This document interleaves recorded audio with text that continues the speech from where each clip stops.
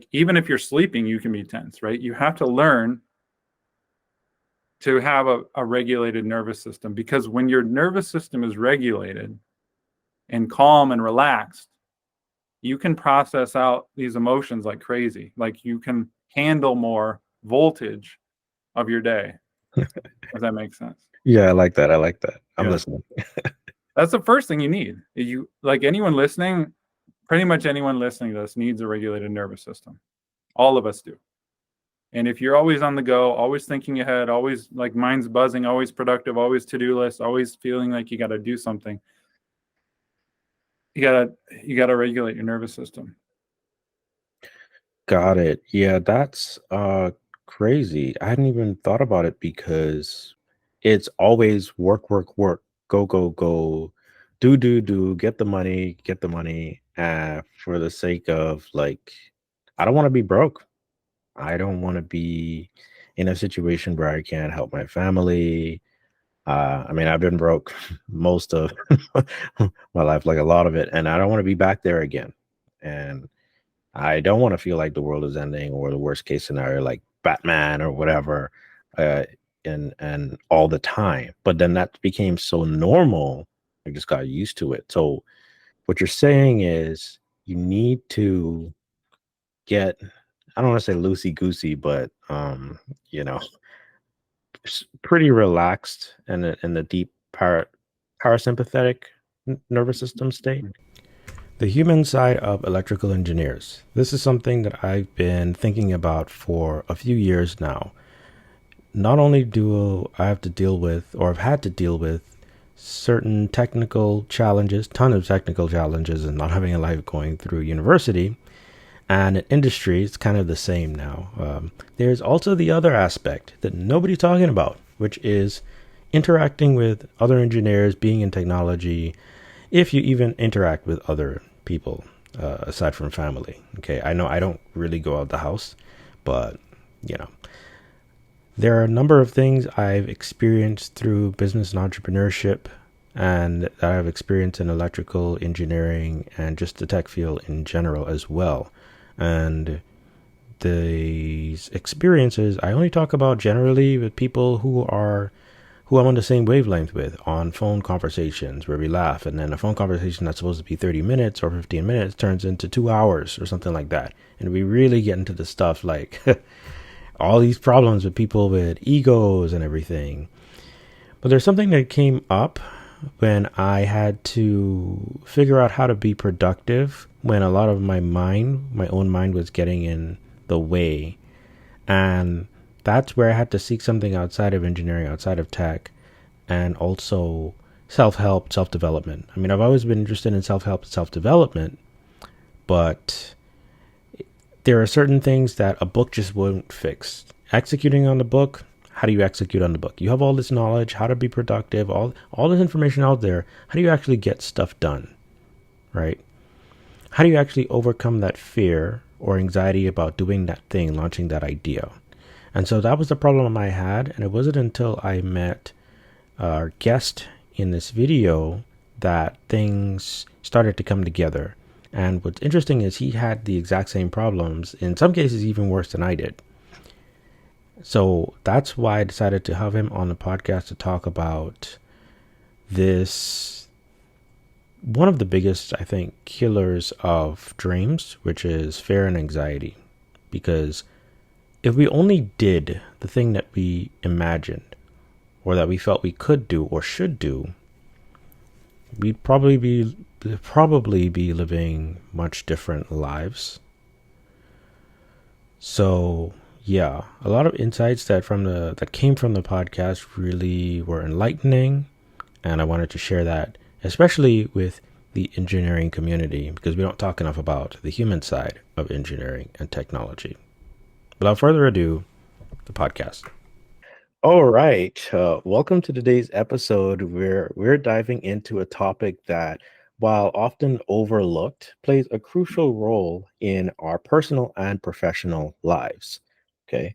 So, overcoming anxiety, fears, self doubts, and limiting beliefs, right? Okay. using these as ways to overcome them and unlock our full potential.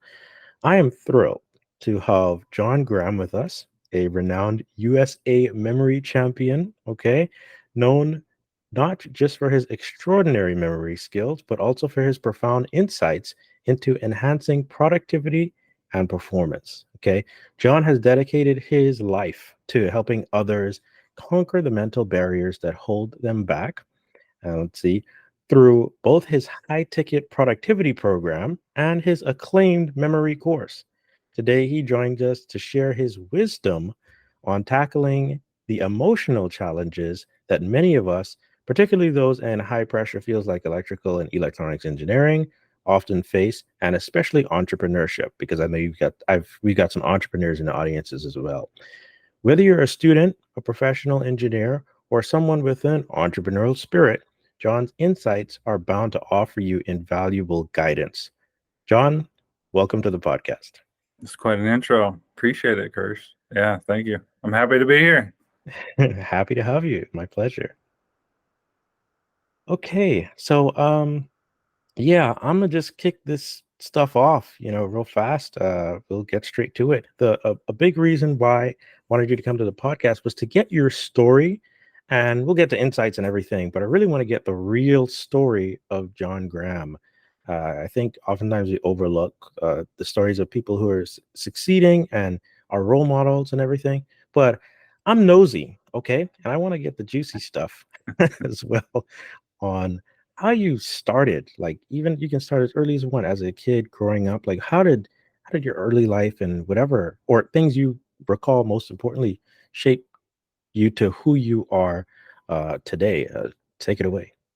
Yeah, it's a good question. I've probably got some contrarian views on a lot of things, and a lot of real talk we'll go into about my life, because I've accomplished a lot. You said that in the intro. I'm a 3-time national champion in memory. I'm not born with a good memory or anything. It was all training and mental techniques and just blood, sweat, and tears, right? And I think a lot of people can understand that. But I started out. I was an all A student. Um, and what I'm about to say is an opinion of mine, but I think it's important to say is I think a lot of all A kids,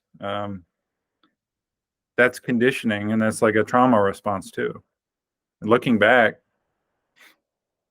we're kind of conditioned as kids to get all A's and be a good student, be a good kid, and listen and obey and all these things. And not that I was ever abused or anything. To the contrary, I was very loved and grew up in a very loving family. But I got all A's, and looking back now, I wonder, why did I strive so hard and work so hard just to, I think it was partly to appease people and to be known as a good kid and to get validation and to get praise, because think about why did I want to be a national champion and do so well? And of course, we all have goals and aspirations and want to be on top of the world. But I think part of that feeling is a conditioning.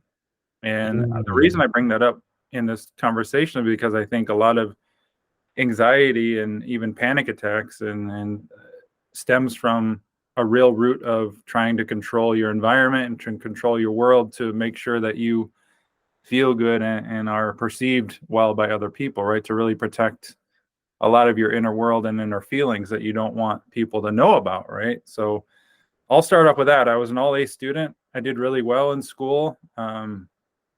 When I was around 13 or so, I had a surgery on my chest because I have a chest bowl, right? I was very self-conscious of this. When I took my shirt off in gym class or at the beach, right? I had this caved in chest, and I wanted a surgery to correct that, again, to make others think I was normal or look normal, right? Because I didn't want my flaw to be seen by the world. Again, perception. But I got a surgery on that, and that kind of, all of a sudden, I became really emotional, really protective, really anxious kid. I would go to school and have these fears that my parents were going to die in a car crash, and I really wanted to schedule out my day, make sure I was planned to a T. And I think that's when the anxiety started for me. So looking back, and it wasn't until about, I would say, 5-6 years ago that I finally realized this is anxiety, right? I've been kind of like delusionally optimistic. Like, no, I don't have stress. I'm a calm kid. But underneath it all, I was, I would, over the years, I would paralyze. I would like literally shut down and freeze up like a deer in the headlights in certain circumstances. I would just get really afraid of tomorrow, like dread Mondays and dread going to school and dread going, taking a test, even though I was really good at it. And I didn't understand at the time what that was, but it's very clear it was anxiety. So that's kind of where I started, and what led to, we can talk about it, some of the panic attacks that I suffered on my way to becoming a national champion and all of that. But I think it's important to know, for those listening, all A's is great and all. There's nothing wrong with it. But I think part of it, we have to recognize what's the real reason behind some of this, not in a good or bad way. But I like to look back and wonder how I was shaped by this conditioning. Mm. Man, there's so much in there because, geez, yeah, I grew up with all A's as well. And then you just kind of went, I thought I was asking, for things that I thought I started off strong with the story thing. And then you just kind of punched me in the gut where I'm like, dang, I hadn't even thought about like the overachieving, the all A's and where that could stem from. And wow, it's very insightful. You had mentioned the anxiety, the panic attacks and whatnot. I actually kind of want to go into that. Like, do you have any specific things that you remember might have triggered that anxiety or panic? That Yeah, so I'll share some stories of this for me, and then I'll share why we have panic attacks. Because when I realize the truth about what's going on, it's very helpful to understand what's going on, Mhm. because I think people are mistreating it, and not in a manipulative way, but I think people mean well, but they don't really understand the root of it, and so they're just Mm. treating it on the surface, right? I started noticing, again, like I would freeze up. There was I used to take part in these memory tournaments online. It was during COVID. Actually, it was before COVID it started, but anyway, we would go head to head in 1 minute memorizations on a screen, and we would be remote. I'd be in the middle of this 1 minute memorization. I would memorize an 80-digit number in like within 30 seconds, right? It was fast, kind of Okay. crazy. So that's the cool part. But I would like be in the middle of it, and all of a sudden I would just freeze up. Like I was confused, I couldn't think straight, I couldn't process, and all this fear came over me. And I would just like a deer in the headlights, just like, and it kept happening, not every time, but enough to be like, I was like, what's wrong with me? Like, why? Like, why? It scared me. Like, I would just like short circuit. And people would be like, hey, John, they'd message me like, hey, what's up? Did you have a bad internet connection? Why didn't you memorize? Like, why was there no score? Because I would just freeze up and give up. And I would lie. I would be like, no, someone walked in. It's okay. Let's just keep going, right? I had to talk to someone. And I just, under the surface, I was like, what is going on? Even as an entrepreneur, starting my own businesses early on, I would freeze up. Like I would have this beautiful idea. I would get all excited in the evening, and then the morning would come, and I would just lock up in fear and just like overthink and just paralyze. I wouldn't be able to do anything. So then it started developing more and more, where the first panic attack I remember, I was at a family holiday event, and I was in this big gym, and I'm just walking by. Like I was worried about the next day because it was a Sunday, and I was like ruminating on Monday, right? Dreading Monday. Mhm. Yeah, I'm sure a lot of us can relate. That's anxiety, by the way, that dread, that Um, feeling. I was just ruminating and trying to block out the feeling of Monday, and all of a sudden I got this overwhelming like wave of discomfort in my body. Like felt like something was wrong. And it's hard to describe if you've never had a panic attack before, but it just like an uncomfortable wave overtakes you. Like something, you feel like something's wrong. There's an impending sense of doom, like something bad is about to happen, either with you physically or in the world. Like it's scary. And then your mind takes over and starts like, what's going on? mhm. What's wrong with me? Am I going to die? Am I going to pass out? Right. And I just wanted to leave. I was like, my first instinct was to run away and escape. And it subsided, but then they would happen. I had another one on an overnight flight, and like I was having a panic attack on the flight, and then it just kept happening here and there, up to the point where it developed into every single day I was having panic attacks, like every Wow. single day, multiple, debilitating. There was even a point where I went to the ER 3 times. The first time I thought I was having a heart attack, I had my wife call 911 because my same thing happened. The sense, like my chest tightened up, my arm tightened up, thought I was having a heart attack. One time my face went numb, left side of my face fully went numb, and I was like, oh shit, I'm having a stroke. Yeah, yeah. Really, these panic attacks, they range in scale, like from, oh, something scary to I'm gonna die. Like you literally are convinced you're going to just fall over and die. And that happened a few times. So I'm like, what is this? What is this? And finally, I was sitting in the ER, and I was like researching what it is while I'm about to go in, right, to see someone. And like, oh shit, this is panic attack. These are panic attacks.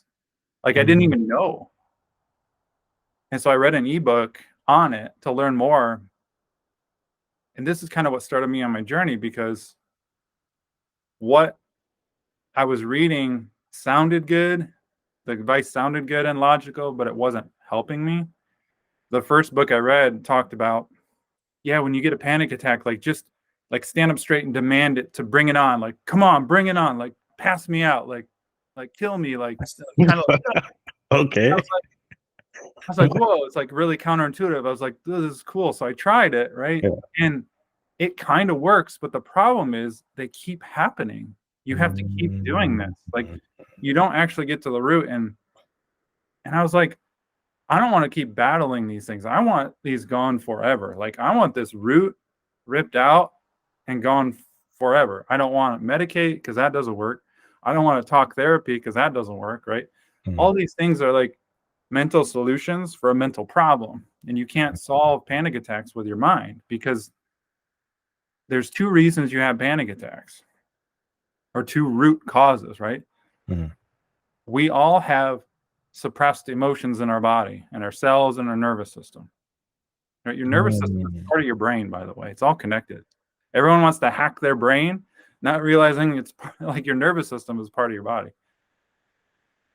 We all have suppressed energy, emotion in our bodies, all of us, every single living human being, right? Everything we have ever pushed away in our life, every uncomfortable moment in our whole life is still in us, unprocessed. So you can imagine some of us build up a lot of that energy, and we call it stress, right? It's really just trapped emotion. Yeah. It triggers in our bodies. Like it comes up, frustration, anger, anxiety, fear, sadness. It tries to bubble up, but the second reason is we've conditioned our mind to control this stuff, to try to manipulate it or to control it in a way that this stuff doesn't come up, right? Our mind very much wants control of our environment and wants to think ahead to Monday to make sure we're prepared for the interview, prepared for whatever. And this control, the mind wants to make sure this emotion, this feeling doesn't come up, or there aren't situations in our life where this stuff comes up because it's uncomfortable. Suppressed energy and negative emotions are very, very uncomfortable. So our mind tries to control it. So this conditioned control, right? The mind taking over, we have an over-dominant mind, way over-dominant. You can't solve anxiety with the mind because the mind's the issue. Like the mind is not bad, but it tries to solve everything, right? And we have all this suppressed energy in our body that a lot of it is what comes up during a panic attack, right? Or anxiety, or any emotion really. But we develop this connection in like a neural pathway in our mind. Anytime we're like overstimulated and overwhelmed with emotion, it'll trigger one, right? And so what happens is, I'll give you an example. Like I had a panic attack once driving to a restaurant, Chinese restaurant. We were going out to eat. So the next time I drove down that same route over that same bridge, I had another one because it reminded me, right? And then I started having panic attacks. I was having them every day. I had a panic attack in my dining room. I was sitting down, right, with my family. I had one. The next day, when I sat in that same chair, panic attack, right? The Oh. people who have them, Mhm.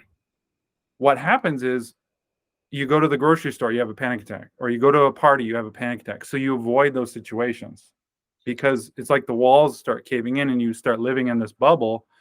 You start avoiding situations with your family, with your life, with work, because you're afraid they're going to happen again.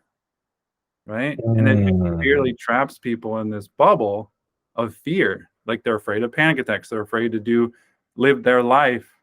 And so what happened with me anyway is just you live in fear of it and you start escaping your life. You start avoiding your friends, even your family. Like, my family I avoided because I was afraid I would show weakness or show like fear, or something bad would happen, so I would say no to certain things.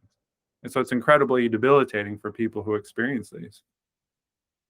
Wow. Okay, that really makes me think of the first time I recognized what I considered a panic attack, right? Normally, as far as I'm aware, they're not things that really happened to me. When I first started hearing about panic attacks, like in my mid 20s or so, I was like, what's a panic attack? I'm sure it's pretty scary or whatever.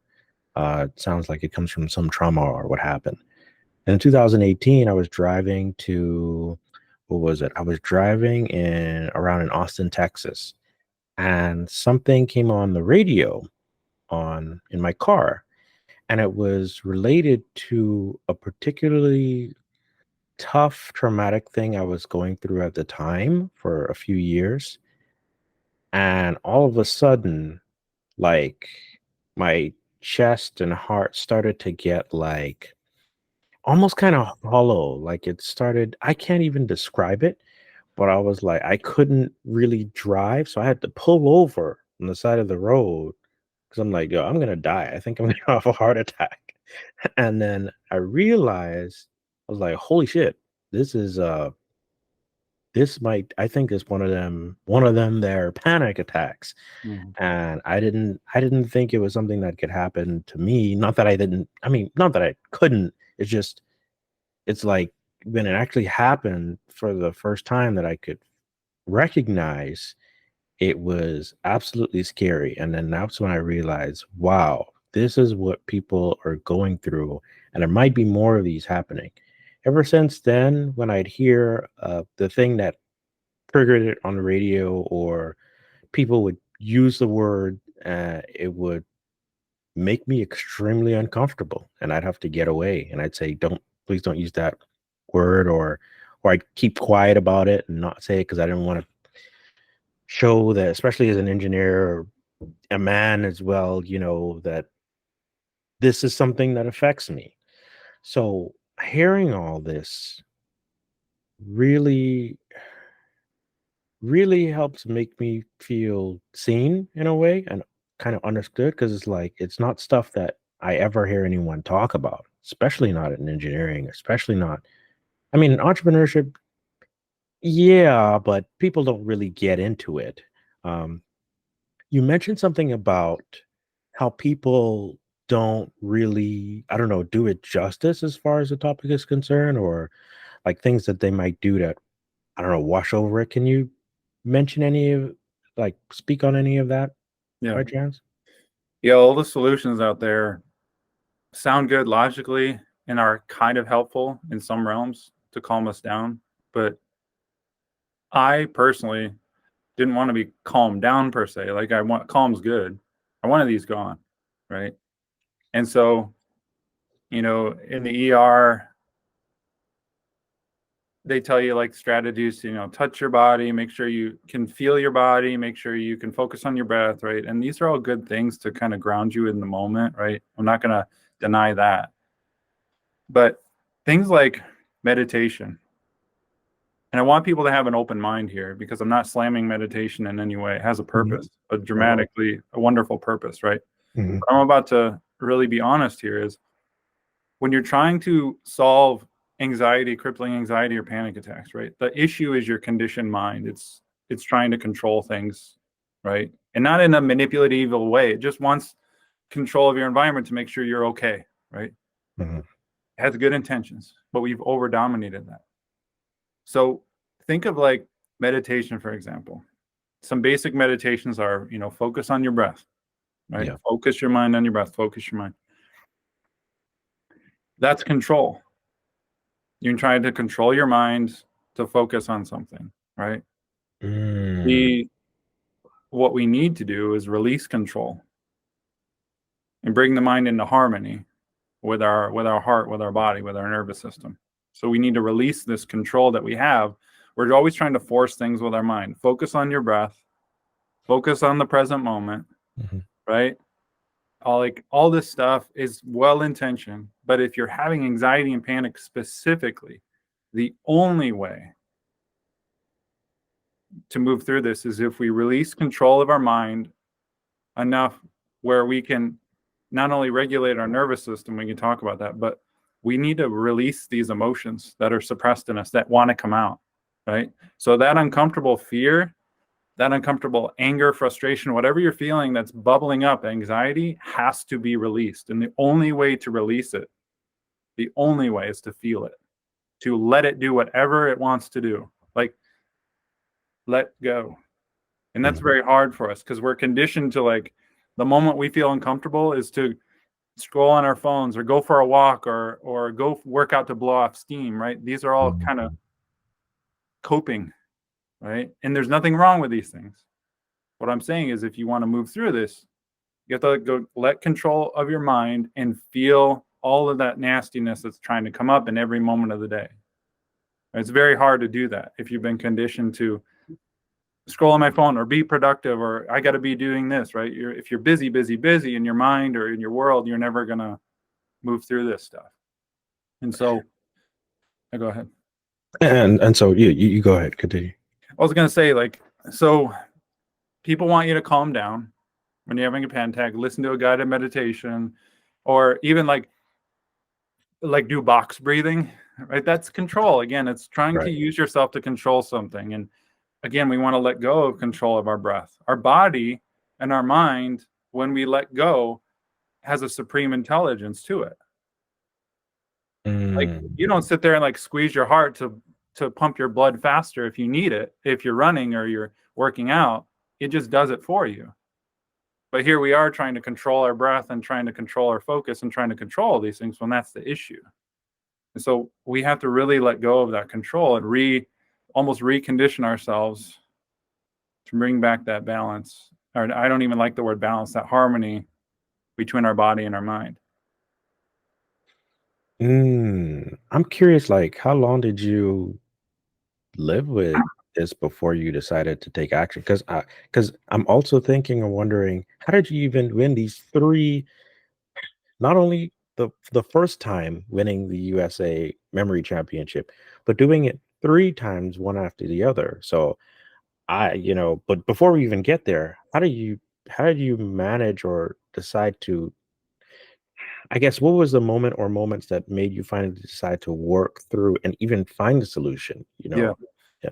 Yeah, this is good. And it's an easy answer is, well, I had lived with it long enough, like where it was manageable or I was coping with it, Mm. but I hit a wall.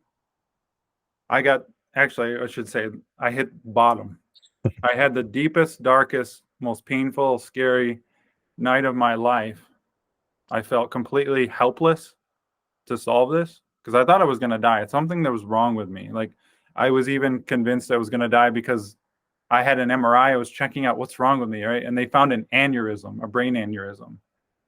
And so I was scared shitless. I was like, I'm going to die. My blood pressure is going to go up. I'm going to burst this thing. Come to find out it was a harmless aneurysm. But anyway, because of that fear, like when you're in panic and anxiety, you have worst case scenario fears running through your mind all the time. Like people are going to die. This is going to happen. I'm going to lose my job, all these things. And they're very real for you. If you're living in worst case scenario all the time, like that's a sign you have really crippling anxiety. So I hit rock bottom. I had the worst night of my life, scariest moment of my life. And when you hit rock bottom, there's nowhere to go but up, right? And I said, I had a real moment. I was like, okay, what I've been doing isn't working, clearly. Some things are helping, but like I need to dramatically change something here. And because you hit a rock bottom, you are forced to change. There's no other option. Like I guess I could stay there, but I had to do a complete 180, make some dramatic changes in my life to allow this change to happen.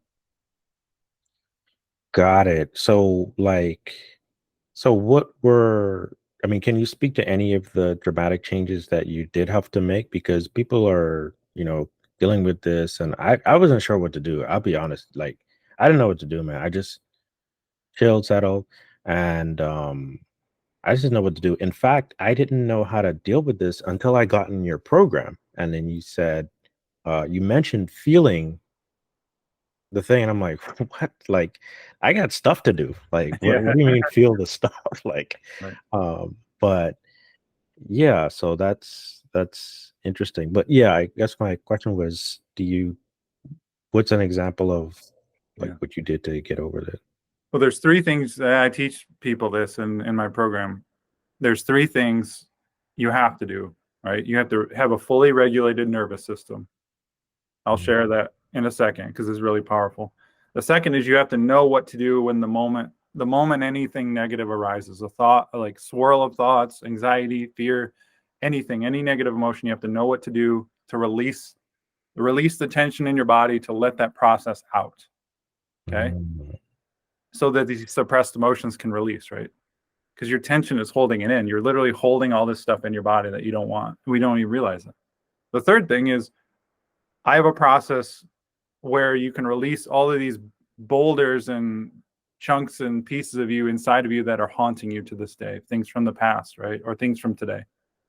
So these are the process that I teach, right? To release this emotion, trapped emotion in your body, but also release control of your mind enough. Obviously, you need your mind to function and think, right? Right. To the control that's keeping this stuff in and causing all these. So what I first started doing is years prior, I was having severe brain fog preparing for a world memory championship. Mm. And I didn't know at the time what it was, right? But it scared me, right? I was trying to train. I was all excited and I couldn't. I literally couldn't. My brain was so foggy and so stressed. But at that time, I was experimenting with what's called the gateway experience. I don't know if you've heard of it, hemisync.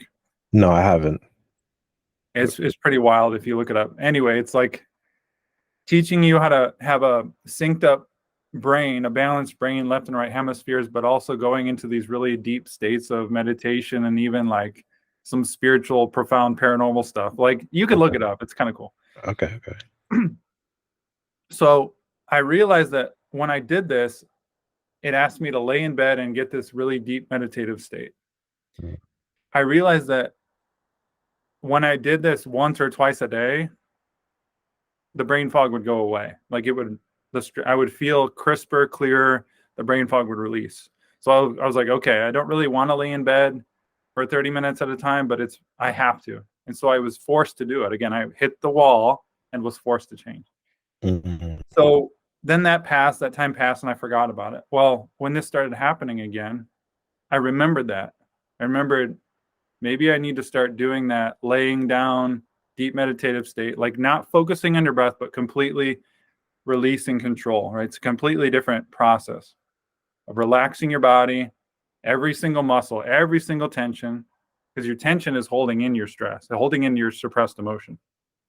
Wow. So releasing that, releasing control of the mind, letting it do whatever it wants to do, letting your emotions do whatever they want to do, letting your body and tingle and do whatever it wants to do. Mm-hmm. I started doing that again, and that's what regulates your nervous system. Because when you're in anxiety, honestly, most people are in a sympathetic nervous system, which all that means is it's go, go, go. It's on the like, let's go. There's nothing wrong with that. We need it to be productive to get stuff done. But when you're in anxiety, you're always on the go. You always feel like you have to be productive. Mhm. Even when you're sitting there watching a movie, you're thinking ahead of what do you got to do tomorrow. Prepare Yeah, for it, right? that's true. That means even when you're relaxed, or even if you're taking a bath, if your mind's going, your nervous system is still in that mode. So Mm. this is a must. You have to go into parasympathetic, which is rest, restore. This doesn't mean just sleep well. Like even if you're sleeping, you can be tense, right? You have to learn to have a regulated nervous system, because when your nervous system is regulated and calm and relaxed, you can process out these emotions like crazy. Like you can handle more voltage of your day. Does that make sense? Yeah, I like that. I like that. I'm Yeah. listening. That's the first thing you need. You like anyone listening, pretty much anyone listening to this needs a regulated nervous system. All of us do. And if you're always on the go, always thinking ahead, always like mind's buzzing, always productive, always to-do list, always feeling like you got to do something, you got to regulate your nervous system. Got it. Yeah, that's crazy. I hadn't even thought about it because it's always work, work, work, go, go, go, do, get the money, for the sake of like, I don't want to be broke. I don't want to be in a situation where I can't help my family. I mean, I've been broke most of my life, like a lot of it, and I don't want to be back there again. And I don't want to feel like the world is ending or the worst case scenario, like Batman or whatever, uh, and all the time. But then that became so normal, I just got used to it. So what you're saying is you need to get, I don't want to say loosey goosey, but you know, pretty relaxed and in the deep parasympathetic nervous system state.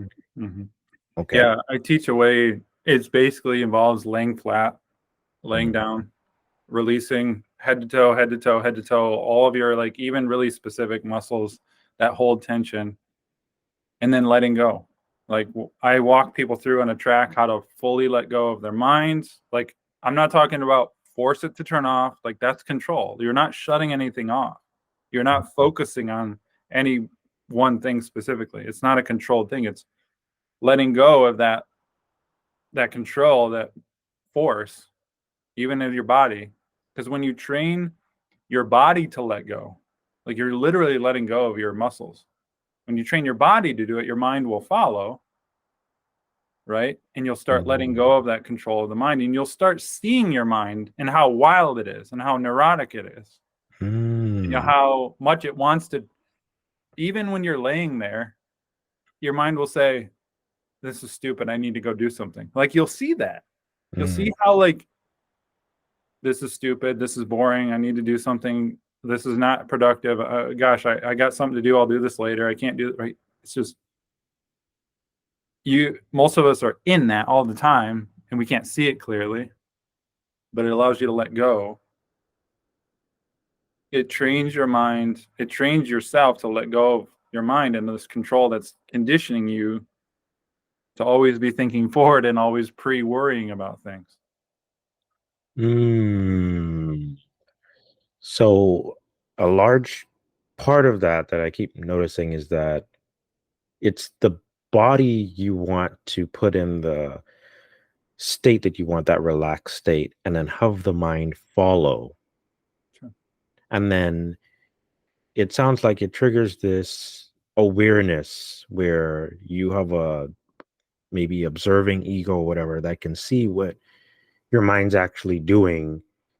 So it's like you, as another, like your true self, sees your mind and your body doing their thing. Normally, I associate or think of myself as my mind, but I might not actually be my mind. Is that what you're saying with Correct. this? Okay. Yeah, you said it very well. Is most people believe they are their thoughts or they are the voice in their head, and you're not. Mm. And if you do this, if you get quiet and still and relaxed, you will actually be aware of the mind, right? Okay, I want everyone to think about this. And this is not me, like Michael Singer taught me this, and other people know about this, but Are you aware right now, Kirsch? And everyone listening, are you aware right now? What do you mean? Like, Not a trick question. Are you aware of things right now?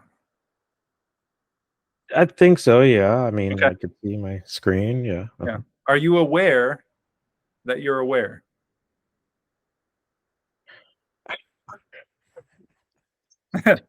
And I'm not trying to trick you. Like, this goes really deep, but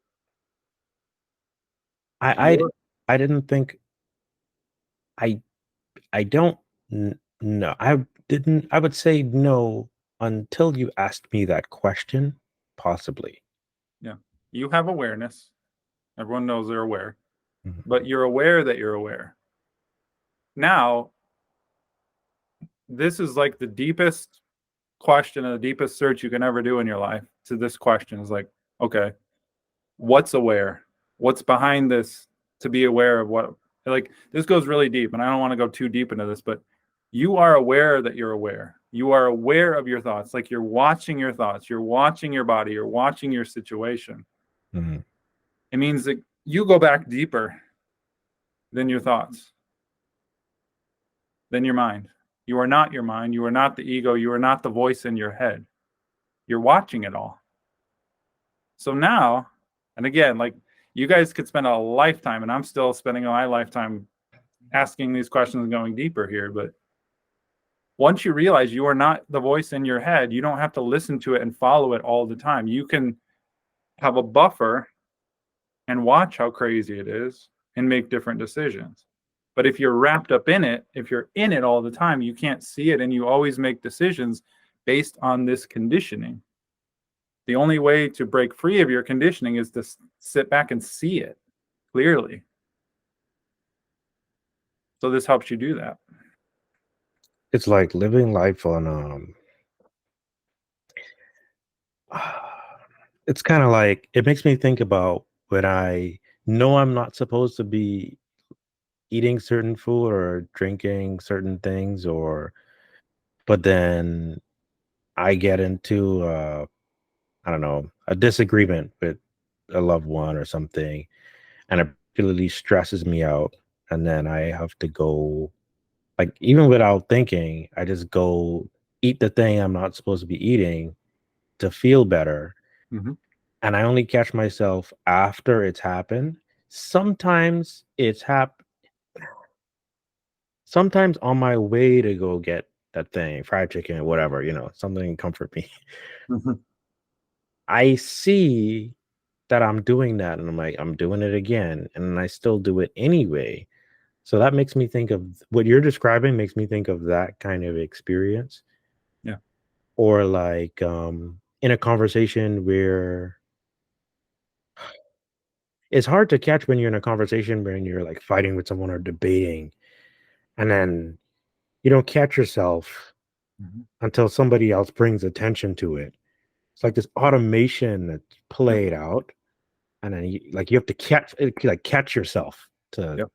to Yeah. to catch. Okay, That's the conditioning, right? Is we're all all of us, me, you, we all have a conditioning to react in a certain way or to handle things a certain way, that autopilot. Well, let's talk about the reactivity for a second. This is really mm, good and really human of you. And I do the same thing. We grab the M&Ms, we grab something like when we're in an emotional state. mm, Okay, what's happening is that energy, that suppressed emotion, is coming up. Fear, anger, frustration, sadness, all of it, overwhelm. It's coming up, and it's so uncomfortable that we pacify it or we cope. I got to go for a walk. I got to watch this movie. I got to eat fried chicken, right? mm, Pacify that feeling, that uncomfortable feeling. No judgment, but that's what's happening, right? To all of us. Okay. That's why we make these decisions. That's why people overeat. That's why people drink. That's why people watch porn. That's why people are addicted to video games, addicted to achievement, is to pacify this energy that's coming up. All of us, right? That's that suppressed emotion. Okay. mm. So now that we can see that, we can make better decisions, right? We can understand once I understood that this is suppressed energy in our body that I don't want anymore. I don't want it in me anymore. It's causing all this stuff. Because once you release this stuff, it's gone forever. Like once you release trapped energy from the past or from today, it's processed out and it's gone. Mm. There's still more, there still might be more in there from, right? But just imagine releasing all of this. Okay? So once I learned that, release it, it's gone forever. I'm like, I need this stuff out of me. I don't want this in me anymore. Mm. And so I started making a decision, and this is hard. It was hard initially, still hard. Who am I lying? To feel these emotions, to be with them. So, for example, if if you just had an argument, just read an email that really pissed you off, instead of going and eating fried chicken or like watching a movie, and no offense, we all do this, right? Mm. Very human. Instead of like even scrolling on your phone to like calm down or just distract yourself, right? You're distracting yourself from the feeling. We need to let that feeling release and do whatever it wants to do. It needs to be seen. Like you said earlier, I feel seen. Your emotions need to feel seen too. Mm. I'm aware of you. I feel you. I'm relaxed. Let it do what it needs to do so you can release.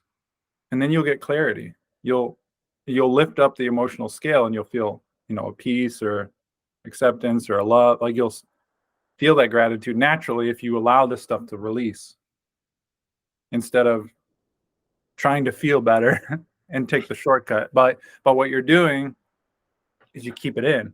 You keep it in for the next day or the next emotion or the next day if you don't process it out.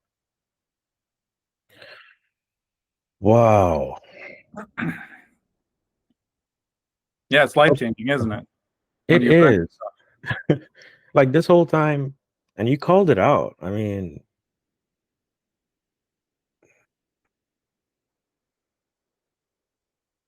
I thought I was dealing with I thought I was dealing with like uncomfortable situations, things that people say at work, like what coworkers say at work, and they make these little comments and everything. I'm like, you know, what what would make you say that? I wonder if I'd say the same thing to you, how you'd feel about that.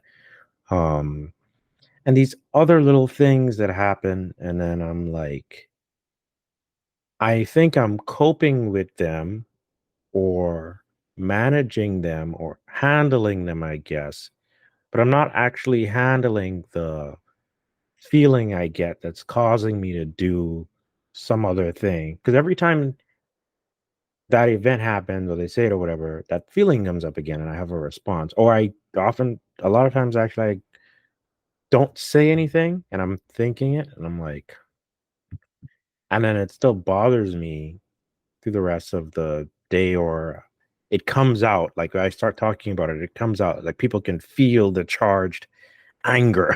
and, um and that energy, it doesn't go away. So I didn't even realize that when scrolling through my phone. Yeah, I do that a lot. When just I'm doing everything except dealing with the emotion. Mm. And I was too. And a lot of us, I still catch myself from time to time in that, right? It's very human. It's we all feel pissed off. We all have stuff come up. We all have those thoughts, those nasty thoughts of redemption and revenge. Well, that's normal. Like don't suppress that. Don't try to control that, right? See, you can push it away and ignore it. You can fight it. We don't want to do either of those things. We don't need to argue with our mind and say, no, I'm grateful. No, no. Like that's all control. Mm. Mm. Mm. Let it be. Like let it feel that emotion, relax your body, right? It's very uncomfortable. Very uncomfortable. You won't want to do this ever. I had to initially I had to remind myself this is release forever. This is spiritual growth. Whatever you got to tell yourself, right? It's going to be uncomfortable, but be with it. Relax your body and it will resolve. It will process out and release. I promise you that. But yeah, realizing we all try to cope with it, manage it. That's why I was so frustrated with doctors and therapists and things like giving you all these strategies to cope and manage. I don't want to cope with this. I want this gone. Right. And asking that question is, I think, what allowed me to go really deep is like, you can settle at any level. You can settle at coping, and every time you get stressed out, you can take a bath. Like, you can live that way, but it's not getting to it. Or, you know what I mean? Like, there's levels to this. And I wanted to go all the way in and excavate this stuff. Got you. Okay. Yeah. So I know we stayed on that particular, I think you have a 3-pillar thing. And we stayed on a particular one. I mean, it's very profound. It's like you said it would be. That's so I mean, wow. Okay. So I think that's pretty awesome. Like, what's the second thing you had mentioned is in that process? And we don't have to go into super dad, giving away all your secrets or whatever. But Yeah, if anyone's interested, I'll share my website, and it's a really simple program with some guidance by me to do this. Is number one is that regulated nervous system. I give you my method. Like, I'm not going to tell you to take a bath or a cold shower or anything goofy like that, like, because that doesn't really get to the root either. So I have that method. Unhooking, I call it the unhooking method, how to unhook from negative emotions and feelings in them, like when you feel them. And then the third is called catalyst integration. Any part of your past, anything that bothers you, anything that's still haunting you, releasing that. But you don't have to know the memory that caused all this. You don't. And everyone thinks they need to. Everyone's digging in therapy for that moment, that what mommy did to me, what daddy. And no, like, I'm not poking fun. I kind of am, but like, you don't need to know that moment. Everyone wants to dig and like, what's the moment? When did it happen? Like, thinking that will solve their problem. It doesn't. It only keeps you in your mind. So I teach a method you can do on your own to release this stuff for good, to process it and integrate it, right? So you can move forward. Wow. Okay. So just a quick recap on that. If you want to do things like release anxiety, fear, Panic, panic, mental paralysis. Yeah. mental paralysis, all this stuff, you're saying that the typical ways that we're being taught and we're learning from a lot of these, because I've come across a lot of these solutions and all these solutions, and I'm like, well, maybe I need to find the right one that's for me. But you're saying it's not any of that. No mental solutions. Mental strategies like conventional therapy, talk therapy, affirmations, traditional meditations, those are all using the mind. There's nothing wrong with those things, but they won't go to the actual root of this problem. This is more of an emotional issue. You say mental health, it's really emotional health with a mental like cap on it. Okay. So we got to go emotional here, and we got to release control of the mental. We got to stop trying to force our breath, stop forcing our affirmations, right? It's all mind, right? Again, nothing wrong with these strategies. They are helpful in certain realms, but if you're like me and you want this excavated, gone, and released, we got to go deeper to the real root. So yes, I'm saying very confidently that these methods have a limit to them. Yeah, that's probably a better way to put it, because I've been using many mind methods. I hadn't even thought about this to cope with and or fix certain issues, emotional issues. And it's interesting.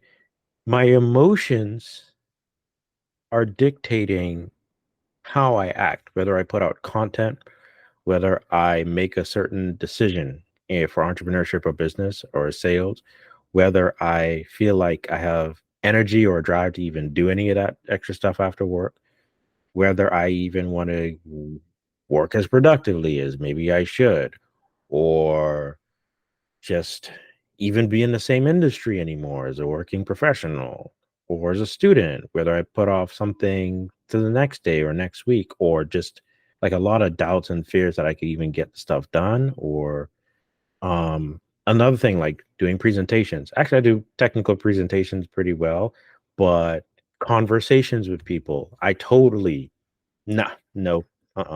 Conversations with groups of people, I mean.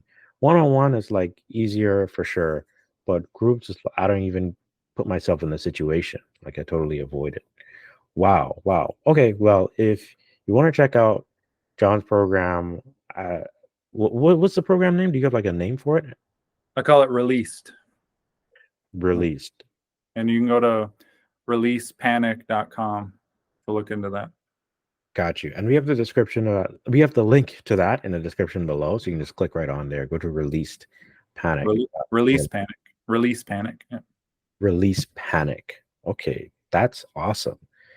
Wow, thank you so much, Ron. Now, I do know that we went in some depth. I'm going to start asking you some questions. I'm going to shift it a little as far as questions and how, what advice you might be giving to engineers. So I have some questions for you. Before I get into any of those, do you want to, is there anything you wanted to mention or before I get into that, particularly actually the memory championships, because I'm trying to figure out the time frame from when you were going through these attacks, your solution to this, oh, and how it started affecting you, like benefiting you moving forward. Like, what's the time frame and all that stuff in these memory championships?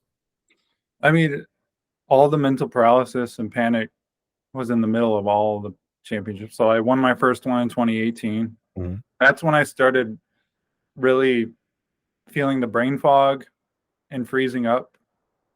That's what was going on. And obviously the anxiety, always in worry. And anxiety for me wasn't just like, oh, I'm worried about something. It was a heaviness in my body, a dread.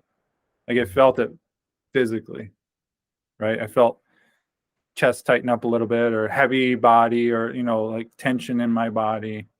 It was all the time, like every day almost. I would feel it in some range, right? So obviously I got very far with my mind and memory, right?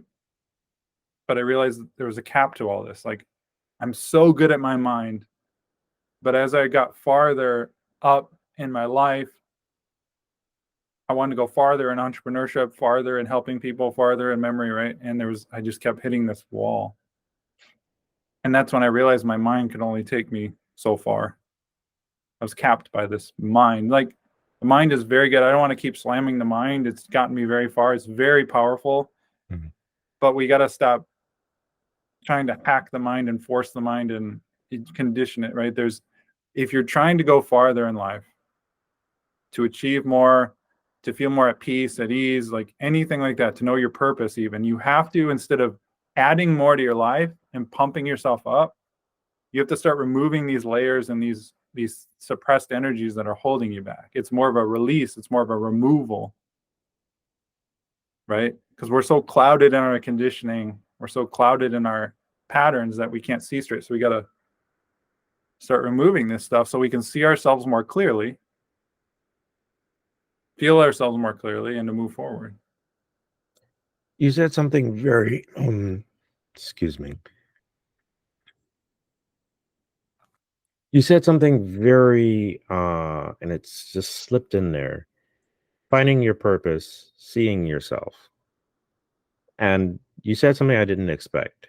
Taking away instead of adding. Yeah. Okay.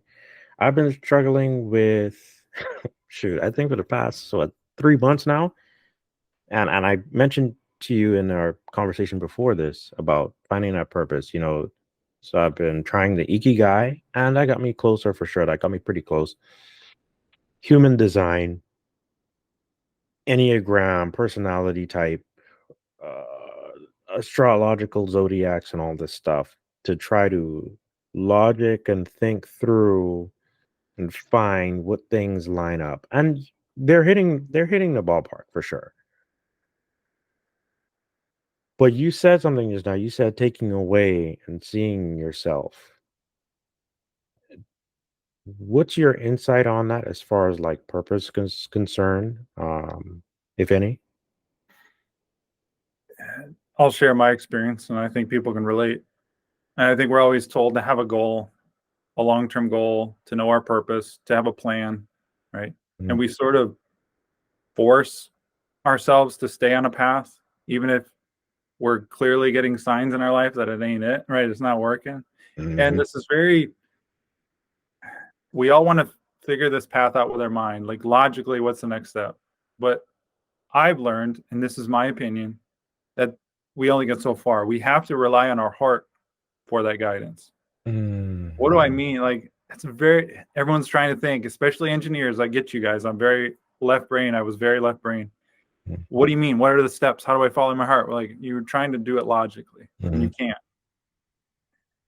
Once you start releasing control of this mind and stop listening to that voice, because basically your voice is telling you, I should do that. I need to do that to stay familiar in this familiar box, right? That's its role, is to keep you safe and familiar in your conditioning and the way your parents brought you up and the way you think things should be in society, right? Keeps you to go beyond that and to see clearly your purpose. You got to start stepping back from this mind and this voice and all these projections of what you think life should be for you. And that's very hard because we all want to like have a dream home and a dream life. Like you can have all that, trust Hmm. me.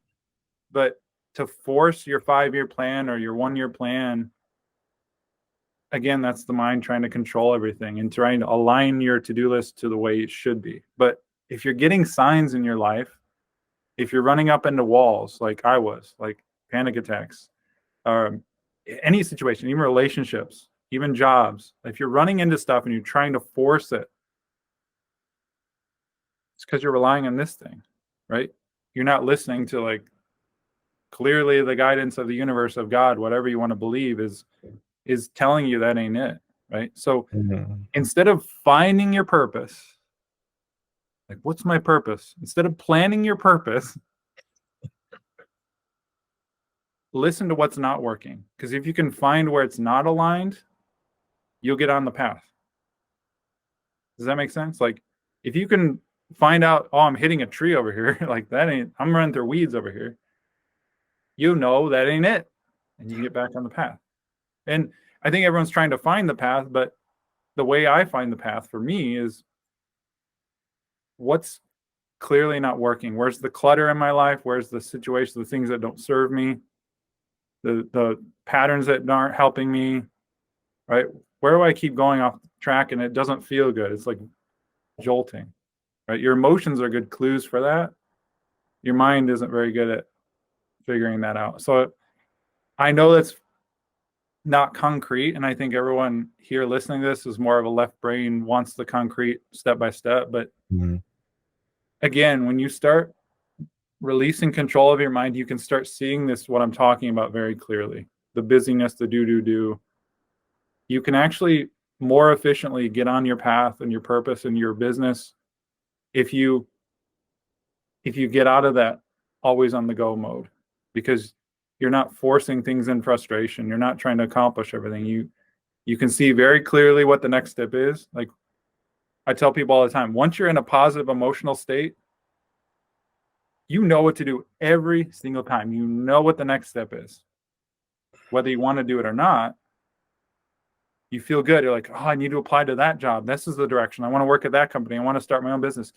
But then you drop down into fear and you're like, no, I'll just go back to like you talked about earlier, you keep making bad decisions Hmm. because you're making decisions from your mind and your suppressed emotions. But if you're up here, then it's so clear, right? So clear Wow. what the next step is. So you're not planning your purpose. You're living in today and you're living in now to know what to do next. And you'll start gaining perspective of like, oh, here's where things are headed. This is working.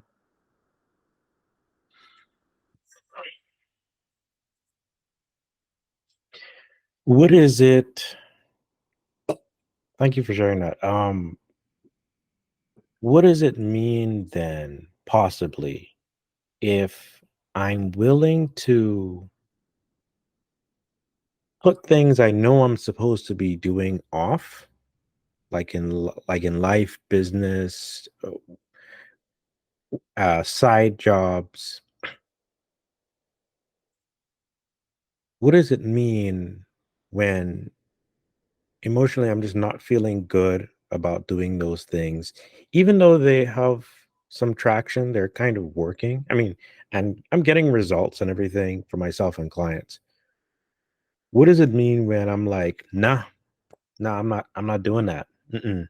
And I put things off. Okay, I'm trying to speak for the audience, but I'm talking about me. Okay, so um, what could it mean? You'd say when I just like I want to go do trading card games, and the more I play, the more I play, the better I feel, even. Or I feel like I need to do it to get some relief from what I'm not enjoying about life. Or the more I play, like people would play and they would get drained or tired at the end of the day. But I get more energy. I get more excited. I'm like, okay, what are more possibilities? What can I do here? And I'm like, okay, let me create this. I want to create this thing. I want to do that thing. I want to, and it's just this set of things. And I'm like, okay, they don't make me money, but they make me happy. And they cause me to want to create. Like, is that distraction from not wanting to feel a feeling? Is it uh me not worrying about, well, I don't care about consequences, I just want to have fun, is it like a have fun kind of thing? I just want to pick up and go to Hawaii because I want to be in a different energy. I'm like, oh, I'm feeling Hawaiian, like not Hawaiian, but I'm feeling like the Hawaii vibe today. I want to do that. Like, what is that? Is that feeling like, what would you say that is? This is a really good question. And honestly, the way I look at it for me is, yeah, ask my question is, am I trying to avoid a feeling here? Right? Because am I trying to escape to Hawaii to like leave the world and my problems? And I would answer probably yeah. Right. Okay. I say that because I traveled the world back in 2014. I backpacked, sold everything, and I thought traveling the world was what I needed, but I think it was trying to escape my problems. And like doesn't mean traveling the world and go to Hawaii is bad. I think it Right, changed right. my life, right? But I think if you're moving all the time, if you're avoiding certain people all the time or situations, it's a trauma response. It's a conditioning, right? Because you're always, if you're, we are always looking for something to make us feel better. Hmm. Always. Every single decision we make is to feel better, Mm. right? And you say, well, I go to work. That ain't to make me feel better. Yeah, it is. It's to avoid feeling bad. It's to avoid not having money. It's to avoid, right? Feeling. So every single decision is to make us feel better. Again, that's the conditioned mind using your world to feel happy. I need that money. I need that paycheck. I need that trip. I need something outside of me to feel happy, right? But internally is the happiness. Like, and I know everyone says that, it's so cliche, but it's true, is when you get rid of all this junk that's blocking your perception in your heart, you start to feel okay with pretty much anything.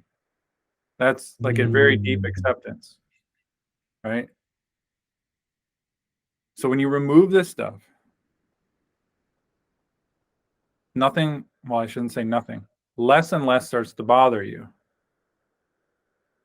If you're unbothered by life, then you can create. Then you can hear your voice, your heart, your higher self, whatever you want to call it, clearly, and just go forth in what excites you the most and what you want to bring forth to the world without this conditioning in the way. Of course, we all have to have money, right? Some of us are pinched and need that job. But in the spare time, we can start unraveling what's inside of us. We got to, what I'm saying very clearly is, if you're using your world to be happy, I need this job, I need this relationship, I need this money, I need this, you're still in the 3D conditioned world, right? I'm not saying you can't have the job and the relationship, but be good inside first so that everything, you're okay with everything. You actually magnetize your life much easier if all this crap is out of the way and you see clearly, if that makes sense. Otherwise, you're just making decisions to feel good and to cope and to soothe you and to pacify you. Oh, so it's not so much about finding the things that I would say bring me joy, like, oh, this weekend I want to uh do video games or whatever, because I didn't feel fulfilled at all throughout the entire week. It's maybe more so doing certain things that are probably in your program that would get you to the unbothered being yourself state, so that you naturally grab you, or you're okay with most things or maybe everything, and but you're like, you're bringing a certain neutral or positive energy to anything you're doing anyway, and then there's this, through you, the guidance system that's like, hey, well, let's go do this thing because whatever, but not because we're trying to pacify or avoid a feeling. It's just kind of like, oh, this is what we're doing. Hey, You're we're just more trying. in tune with it. Yeah. Uh, Way more in tune. Because, yeah, it's like a video game example. okay. Gosh, I play video games too. Like, I understand it. But yeah, are you doing something to escape your life or a challenge or a problem or a person or a thing? And if you are, there's something inside of you that's not okay.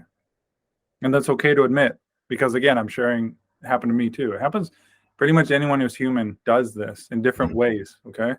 So there's nothing wrong with you. It's just that's what it is you're not okay on the inside. So you're using your world to either escape or pacify or cope, right? And that blew my mind and opens what I'm sharing right now is probably opening people's minds up to different perspective on life. And the first reaction people get when they hear me a lot of times is, oh, John, my life is effed. Like, Yeah. like, and it's like, no, you're just exiting the matrix, right? You took the red pill and you're waking up to the reality that we all are conditioned. We all have the suppressed stuff in us. And now you can choose how you want to play the game of life now, right? Because life is like, talking about video games, life is like a VR video game. Like your soul, your higher self is in a VR headset, doesn't know it's in a VR headset and looking at this world and like, but when you change your inside, like there's universal codes to this video game. Mhm. When you remove certain stuff, when you play the game the way the rules are meant, the universal rules, the game changes and you up level. You don't up level by getting more money and winning more trophies, like right? You do, but you don't internally. And so there's internal rules to this game. If you understand you're in a game, right? Mhm. And how to navigate. Wow. Okay. That's crazy. I mean, okay. I will definitely look into that. Yeah, I'm probably gonna look into that program. So well, we've covered a lot. We talked about how the mind can get you really far. And that makes me think, well, for engineers who are typically pretty well versed in problem solving, high IQ, your typical stuff, we use our mind for like almost everything. And so we can get so far in life that we might not even address any of this stuff until middle age or until late or never, really. And then just have to cope with whatever those things are because we're so used to it. Is that what allowed you to get those? I'm still going back to these 3 championships. Is that what allowed you to get to these trophies and then you managed to work through these emotions and everything after that? Like, how far did your mind take you? Like, was the emotion and the mind responsible for the third trophy or the second, or this came after? This epiphany came after the like? How did I mean, like? between the first and the second is where I made the most dramatic changes between 2018 2022. Because I won 2018, 2022, 2023. And so one thing I do that's very unique that helps me win,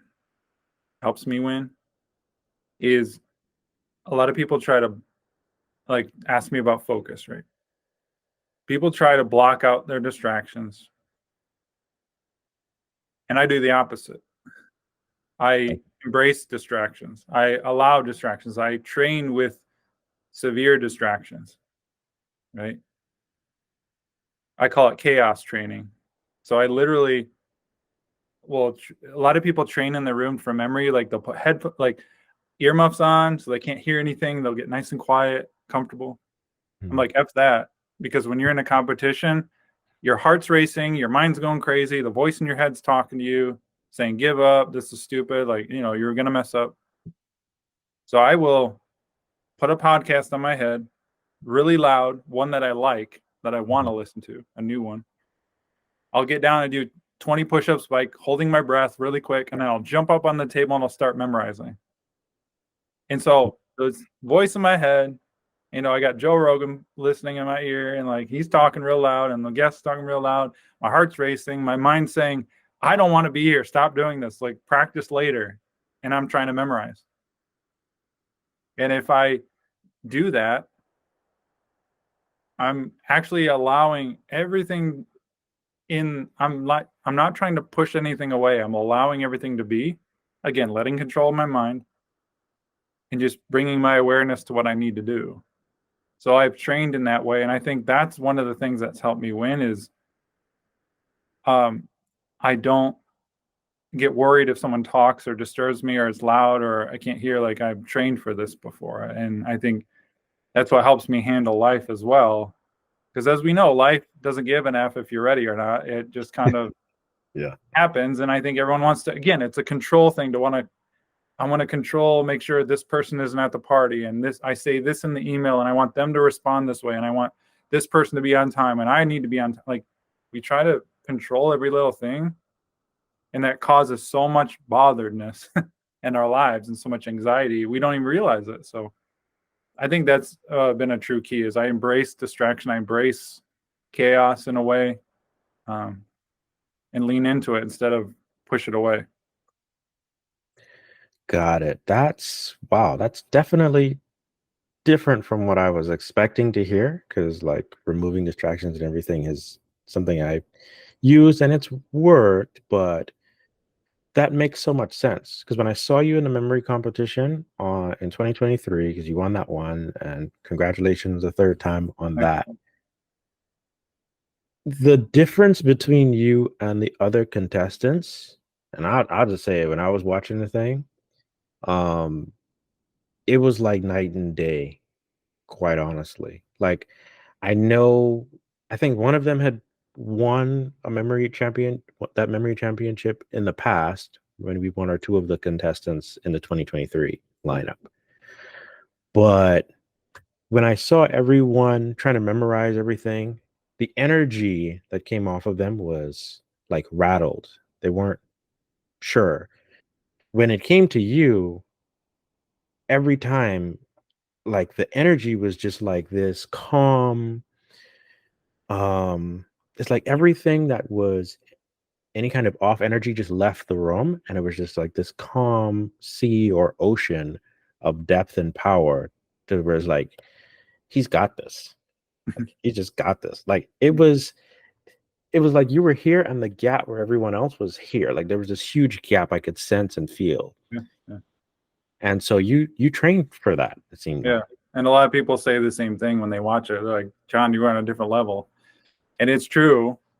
Like, that's why I win. And it is true. I was calm and my body was relaxed. I was calm. My mind was still going crazy in moments, right? But I wasn't battling it. I wasn't trying to shove it away or block it out, right? Because that causes energy and a force too. So I say that because I want people to realize, like, I don't have this blissfully calm meditative mind all the time. Like, people get a misconception, like, no, everyone on this planet has this voice in their head of doubt, of fear, of whatever come up, maybe more or less than others, but I still have it in stressful moments or a moment of competition, right? It's still there, but I've learned how to allow it instead of fight it or do something about it, which I think is what a lot of people try to do. They try to do something about it, and you don't need to do anything. You need to let it be and learn how to be okay with that, right? be okay with and not triggered by it. Got it. Okay, well, time is coming upon us. So if you do have, I don't know, 10 or 15 more minutes with Sure. you, Sure. Yeah. then I do want to shoot some questions at you for some practical tips and guidance that we can take for our audience here. Okay. So I have to touch on, we talked about the managing the emotions, not managing emotions, feeling the Right, emotion. right, right. Good distinction. Yeah. And so uh but I'm curious about, your memory techniques. So what made you first become interested in memory techniques at all in the first place?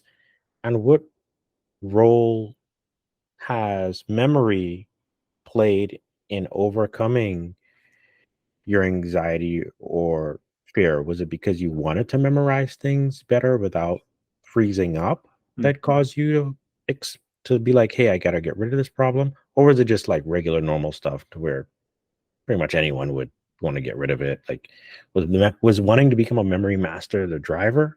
Uh, but When anyway, I before I ask that, what caused you to get interested in memory in the first place? Yeah, it was an interest in a book called Moonwalking with Einstein. I read it in 2014. Basically, it talks about how normal, anyday people can do this. Like, you don't have to be a savant, photographic memory, anything. And it's learn techniques. And I was like, okay, cool. I want to learn how to memorize a deck of cards. And that's how I started. I was like, this sounds cool. It's literally how I started. I didn't have a purpose and like I need to be a memory champion, like I was like, it was interesting. And I did it and took off from there. So more of a Wow. hobby thing. Holy crap. So I was like, so it wasn't like this thing where you started off as a kid and you're like, oh, I want to be the memory champion. It was just like No, you I came was across the book. I was 27 years old. I didn't even know all this memory stuff when I was in school, It was later. Wow. Okay. Yeah, that's crazy. So guys, I read that book. I've been interested in memory for a while. That's how I sought you out and found you. And no, actually, I think I either read about you or read about the USA Memory Champion from the Moonwalking with Einstein. I'm not sure book, but if you haven't seen that book and you're interested in the book, click the link in the description below. The book is there, and any links that we have for John's program, which leads me into your program. Actually, you have a program for memory, and I'm in that program. I'm in that course. So any anything you want to say about that for Yeah, I made a program in 2017 when I was in my prime, right before I won my first U.S. Memory Championship. So all the content of that is basically really juicy because I was in the heat of big, ready to win. Like I knew everything. But yeah, if you're interested in just learning techniques of how to review, so you spend less time memorizing and cramming. Like cramming is the absolute worst, right? If you want to Mhm. learn practical ways to store information and know where it is in your mind when you're trying to retrieve it, right? I have a program and you can go to memoryjohn.com and look for that or email me and I'll give Kirsch. I mean, if you want to email me, email is John with an H at memoryjohn.com. You can email me if you guys have any questions about anything we talked about. I'm happy to help. But yeah, these are really practical things to learn, like even names and faces, information about people. Very helpful. Awesome. Yeah, I especially wish I had these kinds of techniques when going through school and studying for exams. Because yeah, I crammed my way through pretty much most of school, okay, in university, and the GPA was not really where it should have been. And then also for work industry, remembering people's names, numbers, and faces, social events, like that was something I struggled with for a while. So if you have questions about, email John with an H, uh, and get more insights into that. Okay, so I have another question for the engineers here. Many of them are in fields that require not only being innovative, but also being highly accurate. So we need to be accurate and innovative. So electrical engineering and artificial intelligence, data science. How do you see, if at all, memory techniques and managing, well, and I was going to say managing mental health. How do you see memory techniques and addressing emotional health contributing to their success in these demanding areas like EE and AI? Yeah. This is that harmony I was talking about. We need our minds for structure, for logic. Like our mind's amazing, but if it's over dominant, it's very ineffective, right? We rely on it too much, and all these problems we talked about happen.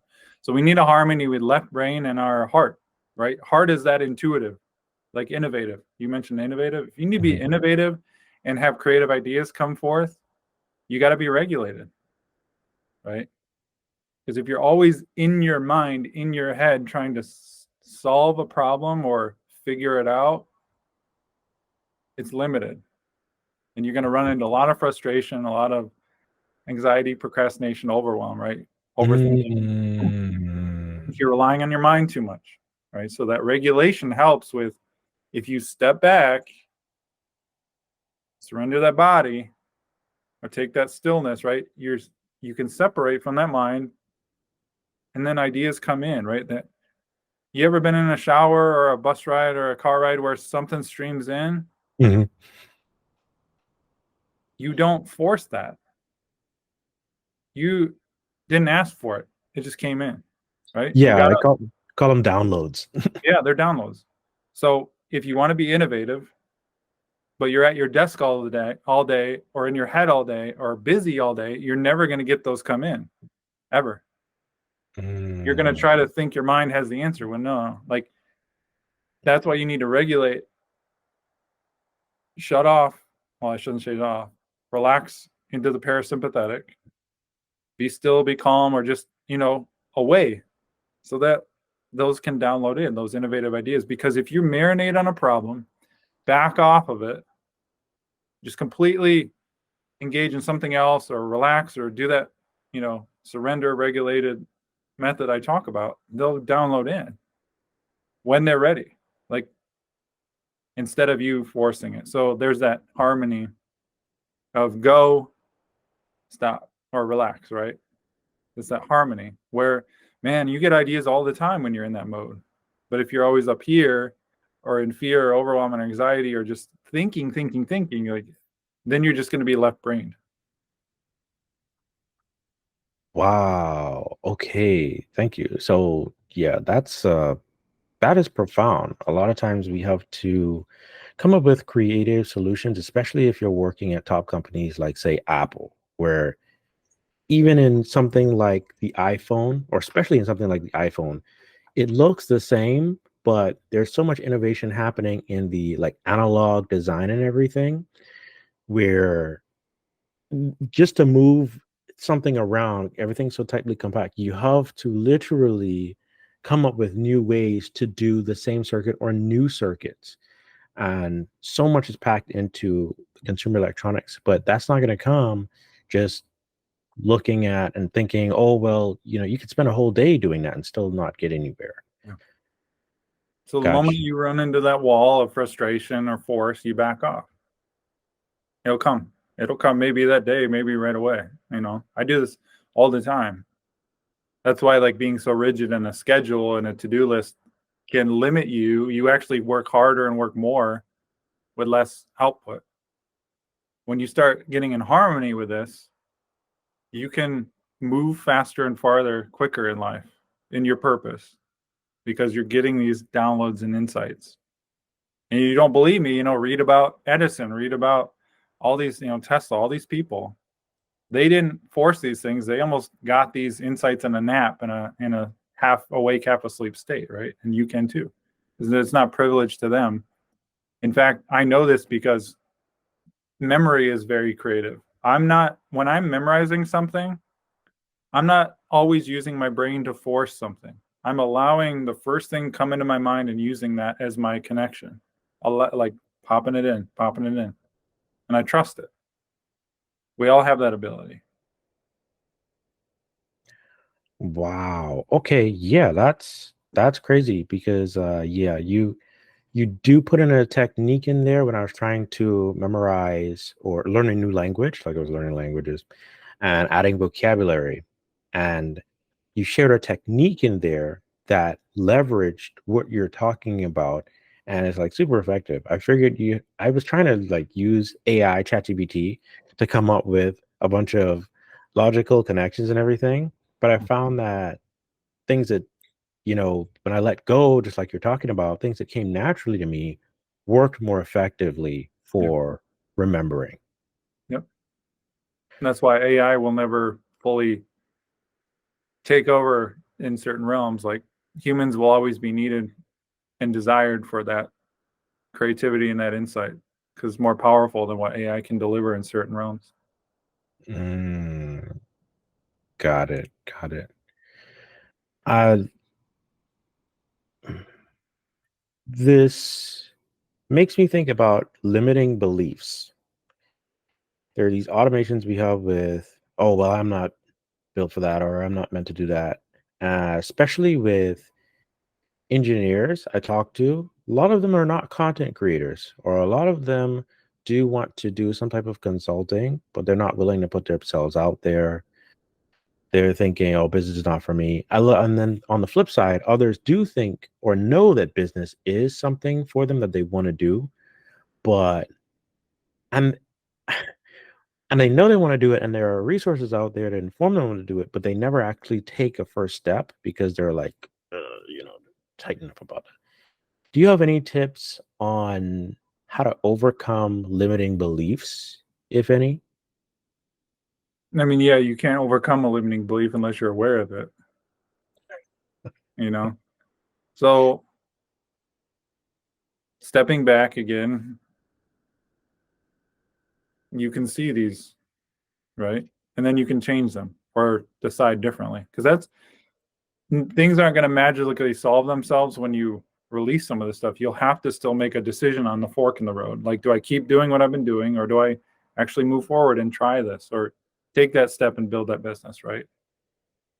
But if you see yourself clearly and see the pattern and see the belief, you're like, oh, why do I believe that? And you can question it, right? And make a new decision, a new belief, right? But you can't transcend anything if you keep people keep running into these walls and these barriers and these it's conditioning, right? And they don't know how to break through from it, right? So a lot of what I talk about is if you see it clearly, right? Your dream is outside of your comfort zone. We all know that.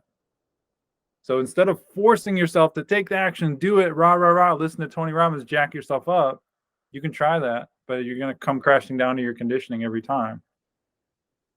So we got to release control of the mind, see ourselves clearly, release this suppressed tension, this emotion in our body to be able to now handle a new capacity and expand and expand. Wow, our dreams are outside of our comfort zone. Always. Wow. I mean, it makes sense, but then hearing it is that's huge. Um, okay. Okay. Let me see. Well, let me see. Here I have a couple more questions, but I'm only going to ask maybe one more. So for me, there was a big reason I got into your program was because I knew I needed to do certain things to achieve more success in consulting and business. Like there were skills that I didn't know that I needed to get. And there were these online courses, tons of PDFs, courses, and everything I had bought. I probably spent at least like 60 grand on courses, probably 100 grand. It might be more, but I'm embarrassed to say. But the majority of them not started, not completed, not enough time, this and that. But when I look back over the last 10 years, 10 years is enough time to have finished pretty much each and every course, I would say. Do you have any tips that you would share that anyone can use to actually start taking that course, to actually read that PDF, that thing that we got that we know is going to help us achieve our goal, but we're just not freaking doing it. We're not even getting started. You know, people say get started. We don't even get started. Yeah. Like, what's up with that? Like, do you have any advice? Yeah. I mean, I went through the same thing. People know they need to lose weight, but they don't do it. People know they need to take the course, but they don't do it. So instead of forcing yourself to take the course in the PDF, right? Why don't we optimize ourselves? Or not even, I don't even like that word anymore. Why don't we remove all of this distortion in our field that's causing us to perpetuate our conditioning and self-sabotage, right? And so what I'm suggesting, and I think this is a new paradigm, is do the work, the inner work that I'm talking about. Like, let's be unbothered. Let's release this tension. Let's balance our nervous system, and let's see ourselves clearly so that we can self-empower ourselves, and then we can take any action we want. We can remove these fears and these layers instead of brute force, right? Because again, it's control. We're trying to brute force, take action, and we don't do it. It's because of our internal patterns. That's it. So let's work on our internal patterns, and then we can know very clearly what the next program in life for us is, or the next thing, right? Instead of our conditioned mind to stay in that survival and trying to do the same thing over and over with no results. Wow. Okay. Got it. So it's more. Got it. Okay. I have one more question for you. Yeah. We've got 2 more minutes left, or 3. Finally, for those interested in learning more about your techniques and programs, where can they find more information? And what resources would you recommend to get started? Releasepanic.com. That talks about the program I run. If you're suffering crippling anxiety, overwhelm, panic attacks, anything we talked about, right? That's your solution. And I'll say this will not be easy, and it's not meant for everyone. This is for the people like me who wanted to go deeper and not manage it, not maintain it, right? And soothe it. If you're willing to go and feel these things come up, then it's just for you. Like if you're willing to go there in a safe way, in a container, right? While I'll guide you through this, the way you can do this on your own or with some help from me is. But if you're not willing to go there, right, then that's okay. That's not for you, right? If you want memory, memoryjohn.com, I have that program there too. If you want, you're looking at the memory technique side of it. Got it. And then would people be able to reach out to you? I know you mentioned earlier about email. Yeah, if anyone has questions or details of certain things, john@memoryjohn.com, you can reach out. I'd be happy to clarify anything too that you guys need. Awesome. Okay. Well, I definitely had more questions, but time is, out. So for this session, thank you so much, John, for coming on to the podcast. I mean, this was a blast. So, this is a new podcast series that I'm starting. This is episode 1. And out of all people, I was like, yo, I gotta get John on the podcast. I don't care what I have to do. Let me ask him, because you're literally my mentor in your program. You're role model for me, especially since I wanted to get good at memory. And you're just, you're an awesome guy. Okay. So yeah, I appreciate that. Pop that champagne or that, so-called, celebration tonight, because you earned it for this kick off a nice podcast. So good luck to you on their series. I'd be happy to come back, but thank you for having me. Okay, and I'd be happy to have you back, because there's a lot to unpack as we go and talk more about the human side of productivity, engineering, entrepreneurship, and all that really needs to get addressed. Like, why are there only the 1% succeeding the way we want to, right? And so that's a super important discussion. Okay, thank you so much for being on the show, John. Thanks, man. All right, see ya.